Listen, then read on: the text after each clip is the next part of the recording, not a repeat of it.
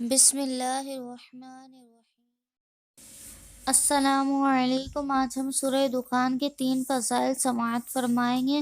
हज़रत मोहम्मद सल्लल्लाहु तआला अलैहि वसल्लम ने फरमाया, जो किसी रात में सूरह दुखान पढ़ेगा तो सुबह होने तक 70,000 फरिश्ते उसके लिए दुआए मग़फ़िरत करते रहेंगे।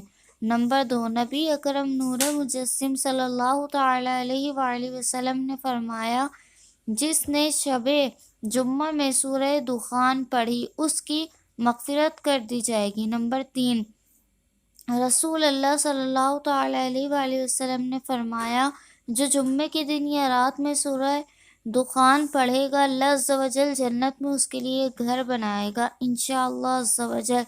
इस मैसेज पर ख़ुद भी अमल करें और इसे दूसरों तक पहुँचाकर सवाब दारेन हासिल करें।